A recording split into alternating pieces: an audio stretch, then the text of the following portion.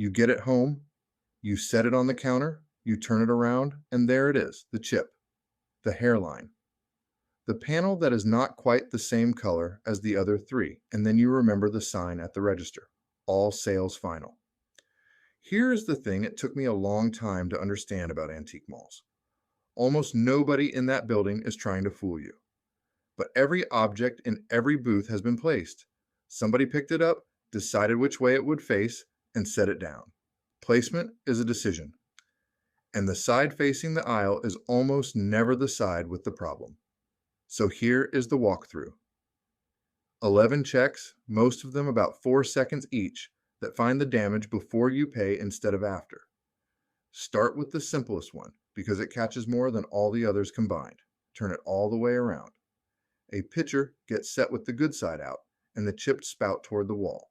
A vase gets angled so the hairline runs down the back. A plate gets propped with the stained side against the shelf. None of that requires anyone to be dishonest. It is just how you make a booth look good. So pick the piece up, rotate it a full circle. Look at the bottom. Look at the inside. If it has a lid, lift the lid off. If it is a set, check every piece, and not just the one on top. The corner of the booth is where the problems live, because a corner only has one side showing.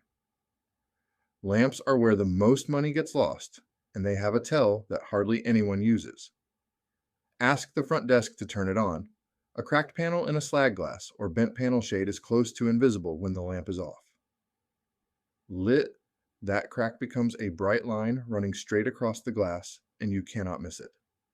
The same test catches a replaced panel.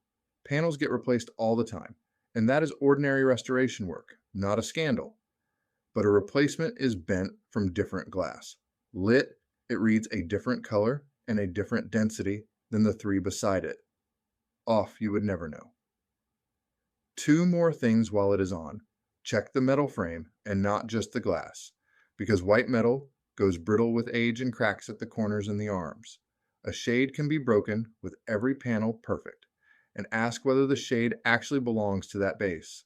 Lamps get assembled from parts, and a mark on the socket only tells you about the socket. One safety note before any of that. Look at the cord and the socket first. Cloth wire that is fraying, insulation that has gone brittle, a socket that looks scorched or black inside. If you see any of that, do not plug it in, and do not let anyone else plug it in either. That is a rewiring job. You can still buy the lamp, you just buy it knowing. This next one surprises almost everybody. When a chip is professionally repaired, the chip does not get filled in. The whole rim gets ground down and polished until the chip is gone. The repair is genuinely invisible. What changes is the dimensions. The piece comes out slightly shorter than it started, and the rim comes out slightly thinner. So run a fingertip all the way around the rim and feel for a change in thickness, or a flat spot where there ought to be a curve. If it is part of a set, stand them side by side and look across the tops. One glass shorter than its 4 sisters is not a manufacturing quirk. And on a decorated piece, look at where the pattern meets the edge. If the design runs off the rim partway through a motif, something above it is gone. Now the one everybody has heard of, with the part nobody mentions. Hold the piece loosely, hanging from your fingers, rather than gripped in your palm, and flick the rim once with a fingernail. Intact glass and porcelain ring. A piece with a crack, a repair, or an internal flaw gives you a dull thud instead. Here is the honest part, because this test gets oversold. It fails if you are holding the piece tightly, because your hand deadens the sound. It is unreliable on thick earthenware and stoneware, which never rang much to begin with. And on cast iron, built-up seasoning muffles the ring and can hide a hairline completely. So treat a thud as a reason to look harder, not as a verdict. And treat a ring as encouraging, not as proof. Booth lighting is warm and it is dim. That is not a conspiracy. It is what makes a booth feel inviting. It also hides hairlines beautifully. So carry a small flashlight in your bag and put the light behind the piece instead of in front of it. Porcelain and bisque are translucent. Backlit, a hairline shows as a dark line, and an old repair shows as a shaded patch where the light does not pass through evenly. On glass, A crack catches the light and flashes at you. With a plate, hold it up toward the ceiling fixture and look through it before you look at it. Your fingers work too. Run them across the surface without looking. A repaired area often feels smoother or very slightly tacky compared to the glaze around it. Here is a pattern I did not notice for years, and once you see it everywhere. Oil is the universal cover-up. Oil rubbed onto dishwasher, damaged Pyrex fakes the glossy finish the dishwasher stripped away. It looks right in the booth and it washes off in your sink. Heavy oil on cast iron hides pitting and muffles the ring. And inside cut glass, the American Cut Glass Association has been warning collectors about this one for years. Some sellers oil or wax the interior of a decanter or a vase to mask staining and cloudiness. Their rule is worth memorizing. Look through the interior under a strong light, make sure it is completely dry, and never buy a container with even a small amount of condensation inside it, because interior cloudiness in old glass is very often permanent. That is not dirt sitting on the surface. That is the surface. A small ultraviolet pen light fits in a handbag, and it is the closest thing to a cheat code. Under it, old repairs light up. The glue, plaster, and touch-up paint used to mend ceramics for most of the last century all fluoresce differently than the original surface. And hairlines and flea bites your eye slid straight past will show themselves, but you have to know what it misses, or it gives you false confidence. Modern epoxy repairs do not fluoresce, so a skilled recent restoration can pass a blacklight completely. And restorers sometimes paint over a wide area around a small repair, which makes the damage look far worse under ultraviolet than it really is, so the blacklight is one tool and not the tool. Eyes, fingers, and strong light come first. And since you will want a dim corner to use it in, that is worth asking about rather than just doing. The good jewelry is in a locked case, which means you cannot check any of this until you ask. Ask anyway. That is what the key is for. 3 things once it is in your hand. Replaced stones. Rhinestones in costume jewelry are very often glue set, so they come out over the years and they get put back. A replacement tends to sit at a slightly different height, throw a slightly different color, or show a haze of dried adhesive around its edge. Dead stones. Stones that have gone gray or black with no sparkle left have lost the foil backing behind them.